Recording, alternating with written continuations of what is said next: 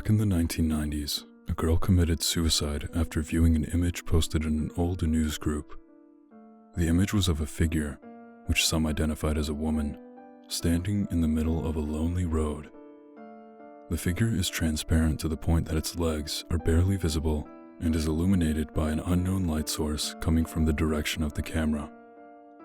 Whether they're headlights, a handheld flashlight, or the light of the camera itself isn't known for sure, as the actual source of the image has never been identified.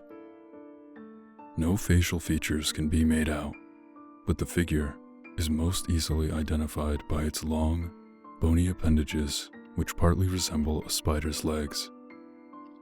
Those who have seen the image or know of its existence have come to know the figure as the Wanderer.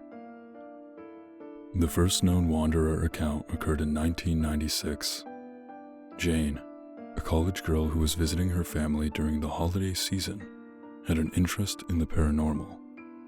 She saw the Wanderer image on a news group, along with a message reading, "Do you see me? I can see you too." Dozens of other users saw the same post. Most didn't think much of it, just that it was somehow funny. Some actually complained that they experienced headaches while they looked at the image, and similar claims have been made by others since. According to Jane's family, she suffered from nightmares in the nights after seeing the image. She claimed she would wake up and see the Wanderer outside her window. Sometimes it would scrape the glass with its spider-like limbs, but usually it would just stand there and stare at her. She would find herself unable to move while in its presence, as if many unseen hands were holding her down. Even if she closed her eyes, she would still see it. Her family was sure she had just been frightened by an image online and was having nightmares as a result, until Jane complained of seeing the Wanderer in her waking life as well. She was convinced it was following her. She would see it even while she was in a room full of people or out in public, even though no one else saw anything. Jane's family feared for her sanity, but only assured her that the Wanderer wasn't real. Jane, however, only got worse. She began going to extreme lengths to stay awake at night.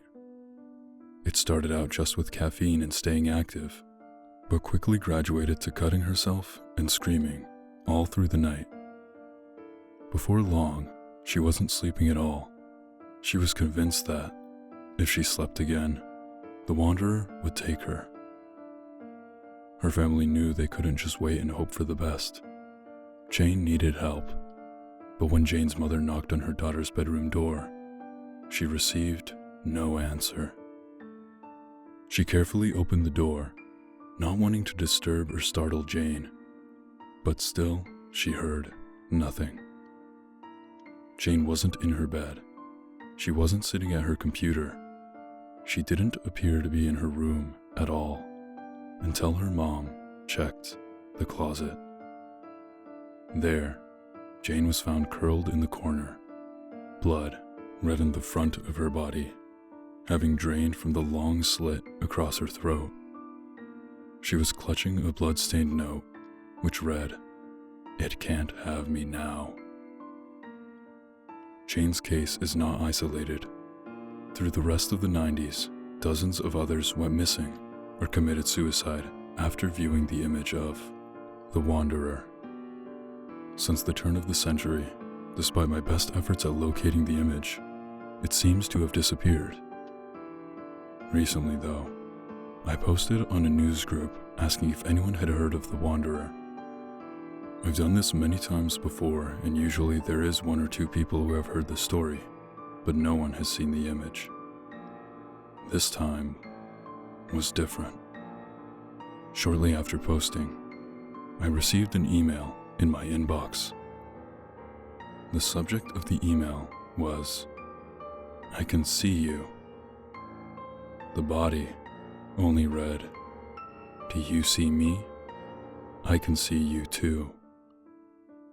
There was an image attached with the message, I can't verify whether it's the real Wanderer image or not, but I must warn you that if you choose to view the image, you do so at your own risk.